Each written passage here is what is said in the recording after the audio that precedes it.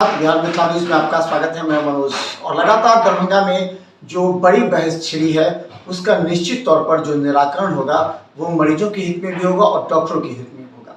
हम लगातार दरभंगा के कई बड़े अनुभवी डॉक्टरों से हम कई ऐसे सवाल पूछ रहे हैं जिसका सीधा संबंध मरीज और डॉक्टरों से है।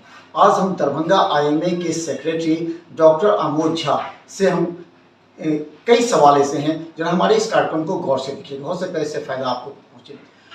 हमारे साथ अमोद जी हैं और अहम सवाल ये है कि अमोद जी, सबसे पहला सवाल है कि IMA एक बड़ी संस्था है जिसका बहुत बड़ा असर होता है मरीजों में, डॉक्टरों में, और डॉक्टर डरते भी हैं और डॉक्टर अपनी समस्या भी रखते हैं।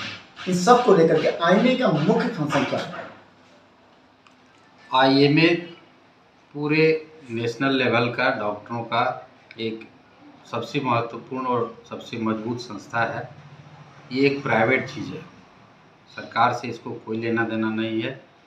और कोई भी संस्था या संगठन जो होता है वो अपने हित के लिए काम करता है। संगठन से जुड़े हुए लाखों हमारे सदस्य हैं, हर विभाग में काम करते हैं, हर प्रदेश में काम करते हैं। हम लोग उनके हित अहित को देखते हैं, उससे संबंधित जो मुद्दा होता है उसको हम लोग सरकार के सामने या सक्षम जो मंच पर है उस चीज़ को उठाते हैं।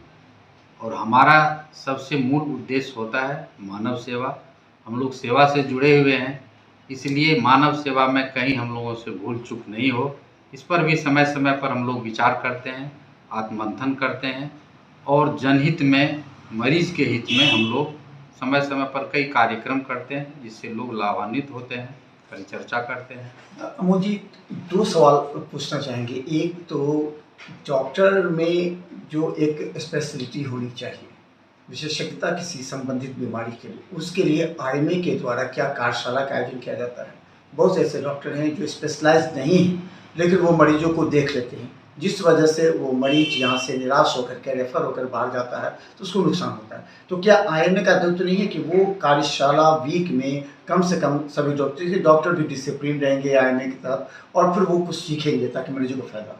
देखिए, IMA इसके लिए IMA की प्रतिबद्धता नहीं है, ये काम सरकार की है। सरकार जो ट्रेनिंग देती है उचित, उसी के माध्यम से डिग्री ले करके लोग यहाँ पर फील्ड में आते हैं, मेडिकल कॉलेज में आते हैं या प्राइमरी हेल्थ सेंटर सब पर जहाँ जहाँ पोस्टिंग होता है वहाँ आते हैं या क्षेत्र में अपना सेवा देते हैं प्राइवेट रूप से। सभी व्यक्ति को, सभी मरीज को ज़रूरी नहीं है कि स्पेशलिस्ट का ही सेवा मिले। और इसके पीछे सबसे बड़ी कारण है, देखिए, हम लोग को आत्ममंथन करना चाहिए। आपका जो अभी डॉक्टर और पेशेंट रेशियो है, डॉक्टर मतलब इसमें बहुत सारे आते हैं, जैसे qualified doctor MBBS MD doctor होते हैं, इसके अतिरिक्त है BUMS होते हैं, BAMS होते हैं, या मान लीजिए आयुर्वेदिक जो और विभाग होम्योपैथिक BHMS होते हैं, या मान लीजिए और विभाग के डॉक्टर हैं, डेंटिस्ट हैं और चीज़ें हैं। इवन कि यहाँ तक कहिए आजकल जो है क्वैक को भी जो है कुछ उनको भी अधिकार दे दिया गया है, ट्रेनिंग दे दिया गया है। तो अब उस लेवल पर जहाँ पर डॉक्टर, क्वालिफाइड डॉक्टर का रेशियो बहुत ही पुअर है हमारे कंट्री में, तो वहाँ आप क्या एक्सपेक्ट करते हैं कि इतना जो मैसिव पॉपुलेशन है, इतना जो व्यापक क्षेत्र है, इतनी संख्या, जनसंख्या हम लोग का है, उसको हर क्वालिफाइड डॉक्टर ही देख पाए, ऐसा संभव है क्या? नहीं संभव है। और ख़ास करके ग्रामीण एरिया में क्वालिफाइड डॉक्टर की बहुत कमी है। आज तो मरीज का क्या दोष है? एक मरीज जो बड़ी आशा के साथ डॉक्टर के पास आता है कि हमारी जान बच जाएगी, हमारा इलाज हो जाएगा, उस बेचारे मरीज का क्या दोष है? देखिए, मरीज का यही दोष है कि आपके पास, आपके सरकार के पास इंफ्रास्ट्रक्चर की बहुत कमी है। इंडिया में पॉपुलेशन का अनकंट्रोल पॉपुलेशन है, और जब तक क्वालिफाइड डॉक्टर की संख्या, आप स्पेशलिस्ट, सुपर स्पेशलिस्ट की बात करते हैं, ये तो डॉक्टर लोग तो बड़े बड़े शहरों में ही सीमित हैं। आप प्राइमरी हेल्थ सेंटर लीजिए, एडिशनल PSC लीजिए, सब सेंटर्स लीजिए ग्रामीण एरिया में, वहाँ कहाँ आप एक MBBS डॉक्टर भी नहीं मिलता। वहाँ तो जो भी आयुर्वेदिक हैं, होम्योपैथिक हैं या और विभाग के BUMS वाले डॉक्टर्स हैं, या कुछ फार्मासिस्ट भी क्लिनिक चला रहे हैं। तो ये तो दुर्भाग्य है हम लोगों का ना, मरीज का दुर्भाग्य है कि हमारे पास उतना भी इंफ्रास्ट्रक्चर या उतने भी डॉक्टर्स क्वालिफाइड नहीं है, और वो जो है अपने पद्धति का नहीं दवा चला के रखे, अंग्रेजी पद्धति का दवा चलाते हैं। अब जिन लोगों ने अंग्रेजी पद्धति को कभी पढ़ा ही नहीं, देखा ही नहीं, उनको समझने का कोई क्षमता ही नहीं है, और वो लोग यदि अंग्रेजी पद्धति से इलाज करें तो भगवान मालिक है ऐसे मरीज का ना, कि वो बच जाता है। अमन जी, एक दायित्व आईएमए की है कि फर्जी डॉक्टर्स की बात बता रहे हैं। अगर सीधा अगर आप वो बाजार समिति से शिवधारा से उठाइएगा, हम लोगों ने कई बार उठाया भी था इस मुद्दे को। आईएमए अगर केवल नाम नोट करके उनके पास लिस्ट है कौन से ऐसे हैं जो डॉक्टरों को बदनाम करते हैं। आजकल डॉक्टर डिपेंड रहते हैं कंपाउंडर पे, और बहुत से ऐसे हैं जो फर्जी नेम प्लेट बोर्ड लगाते हैं, कंपाउंडर बोर्ड लगा देता है और वहाँ आकर के डॉक्टर को फ़ोन करके ऑन कॉल रखे, इससे बदनामी डॉक्टर की होती है। और आईएमए की जिम्मेवारी है कि आइडेंटिफाइड करना ऐसे लोगों को आईएमए के सामने लाना और उन्हें सबक सिखाना। ये कभी आईएमए को हमने करते हुए नहीं देखा है। देखिए, आपका सुझाव तो बहुत अच्छा सुनने में लगता है, लेकिन आईएमए के पास कोई एडमिनिस्ट्रेटिव पावर नहीं होता है। आईएमए आपको बताए चिकित्सक लोगों का समुदाय है जो अपने हित और अहित की बात सोचता है और सामाजिक सरोकार से जुड़ी हुई संस्था है, लेकिन ऐसे लोगों के ऊपर कार्रवाई करे और उसको नोटिफाई करे, ये सरकारी आपका तंत्र तो लगातार चल रहा है। इतने जो सरकारी तंत्र में पदाधिकारी लोग हैं, इतने जो और लोग हैं, वो लोग क्या करते हैं? उन लोगों का तो यही काम है कि तो कहते हैं अगर आईएमए लिस्ट सौंपेगी हमें तो हम इस पर कार्रवाई करेंगे। अब देखिए भाई, आईएमए के पास आईएमए से संबंधित डॉक्टरों का लिस्ट होता है, न कि अनक्वालिफाइड आदमी का लिस्ट होता है। ये लिस्ट डॉक्टरों का लिस्ट सरकार के भी पास होता है। हम लोग रजिस्टर्ड होते हैं, मेडिकल काउंसिल इंडिया में रजिस्टर, बिहार मेडिकल काउंसिल में रजिस्टर होते हैं। वो सारा नोट हम लोग का जो है नोटिस, उसमें मैंने हम लोग का सारे लोगों का नाम होता है। वहाँ से सरकार चाहे कि कौन हमारे क्षेत्र में काम कर रहा है तो वहाँ से सारा नाम मिल जाएगा, कौन क्वालिफाइड है नहीं है। ये देखना, प्रशासनिक उसके पर कार्रवाई करना, ये प्रशासन की जिम्मेवारी है, जो यहाँ मेडिकल प्रशासन। इससे तो डॉक्टर की बदनामी होती है, क्योंकि अच्छे डॉक्टर हैं, जिनको अनुभवी हैं, क्वालिफाइड हैं, उनकी बदनामी हो जाती है। क्योंकि ये सब फर्जी डॉक्टर ऐसी दवा लिख देते हैं, 10-10 दवा लिखते हैं, चलो कोई 2 तो काम कर जाएगा, और यही दवा के लिस्ट लेकर जब बाहर जाते हैं तो बदनामी डॉक्टरों की, दबंगा की डॉक्टर की होती है। तो ऐसे में आईएमए क्या जवाबदेही निभाता है? देखिए मनोज जी, ये आईएमए के कार्य क्षेत्र में बिल्कुल नहीं आता है। ये प्रशासन का काम है, चाहे वो सामान्य प्रशासन हो कि मान लीजिए मेडिकल प्रशासन हो, उनके क्षेत्र में आता है कि वो डॉक्टर कौन सही हैं गलत हैं, इनका निर्णय उनके ऊपर होता है। इसमें आईएमए किसी भी तरह से अधिकृत नहीं है, ये सरकार का काम है, ये सरकार को करना चाहिए। तो क्या आईएमए ऐसे डॉक्टरों को बचाएगी जिसके नेम प्लेट लगा दिया जाता है बेता के किसी कोने में, वहाँ इलाज होता है, मरीज की मौत होती है, बाद में सारा नेम प्लेट लेके भाग जाते हैं। उस समय जो केस दर्ज होता है तो आईएमए जाती है मिलने के लिए कि जरा बचाइए, ये डॉक्टर सही है। ये आरोप आपका बिल्कुल गलत है। आईएमए का कोई भी जो सदस्य होता है आईएमए में फुल्ली रजिस्टर्ड होता है, मेडिकल काउंसिल ऑफ इंडिया में वो रजिस्टर्ड होता है।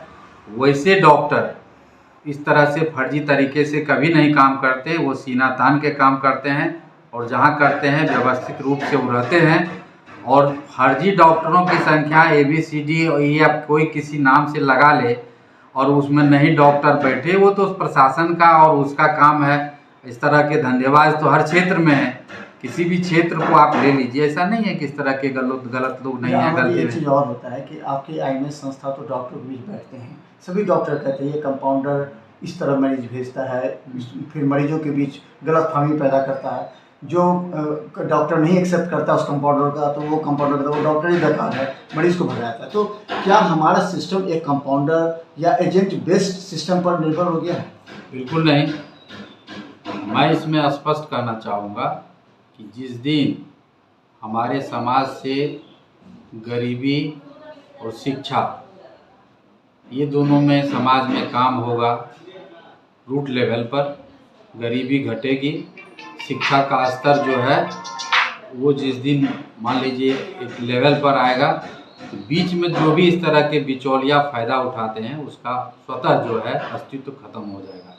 लेकिन ये दोनों बहुत बड़ी बात है, इसको समाप्त करना कि गरीबी ख़त्म हो जाए, शिक्षा ख़त्म हो जाए, इंफ्रास्ट्रक्चर डेवलप हो जाए, सभी ईमानदारी से काम करने लगे, हर स्तर पर ईमानदारी देखे, और जनता और जन सरोकार के प्रति सभी लोग सजग रहें और उनके अधिकार और कर्तव्य का लोगों को एहसास हो।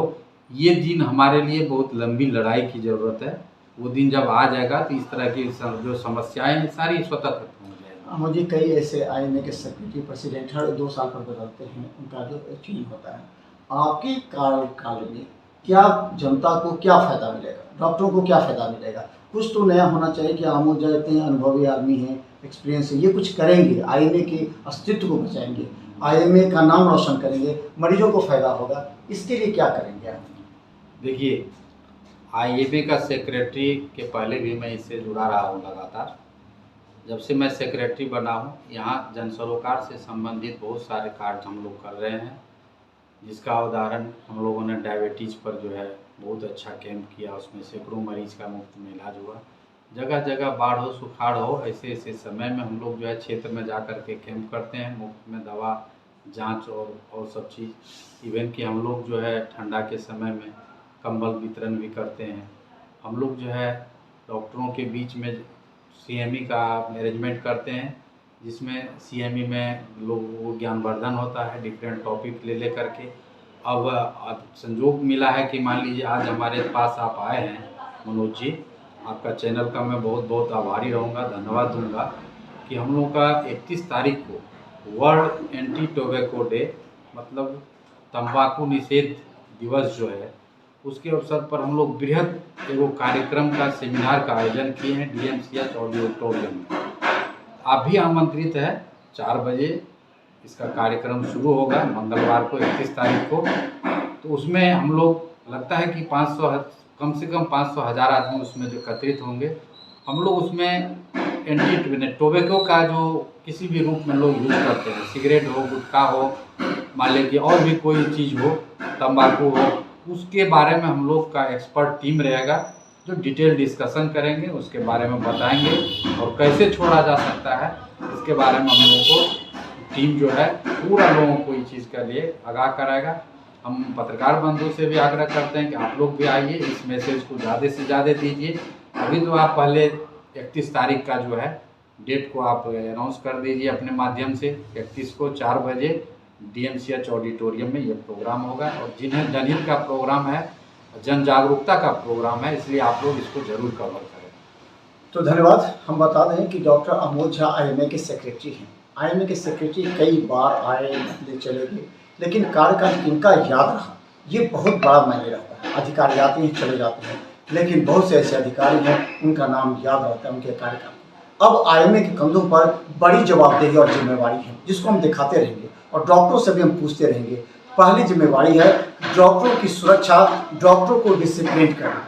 दूसरी बड़ी जिम्मेवारी है कि मरीजों को डॉक्टर के प्रति विश्वास जगाना, उनके अंदर उस भावना को बताना कि दरभंगा के डॉक्टर भी ईमानदारी से आपके लिए काम करते हैं। आप सही तरीके से दलालों से अलग हट करके, बिचौलियों से अलग हटकर सीधा आप डॉक्टर के पास पहुंचे और इलाज कराएं, अपना जीवन भी सुरक्षित रखें। एक बहुत बड़ी जिम्मेवारी और चैलेंज है आईएमए के समक्ष। हम लगातार दिखाएंगे कि आईएमए इस क्षेत्र में कितना कुछ कार्य करते हैं। देखते रहिए बिहार मित्र न्यूज़। यूट्यूब में सब्सक्राइब करें और कमेंट अवश्य करें। धन्यवाद।